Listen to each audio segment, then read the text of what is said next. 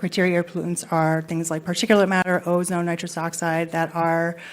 extremely inflammatory and, depending on how water soluble, affect different parts of the bodies, but have been very well documented to be an underlying cause of cardiovascular disease, hospitalizations, and acute events for respiratory disease and premature death, to the point that there's a tremendous economic burden associated with them, and the World Health Organization actually estimates that 6% of annual GDP loss is attributable to air pollution alone. And so there's this economic analysis that has tremendous implications for ESG, and you want to make sure that you don't leave out half the story when you're talking about your environmental actions. Just as an example, from New York City, where I'm from, putting this into practice, about 12 years ago, Mayor Bloomberg outlawed high sulfur heating oil for use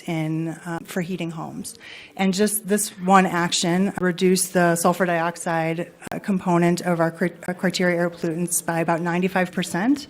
and saved the healthcare system in New York City about $5 million each year, and actually that only accounts for acute care visits that are attributable to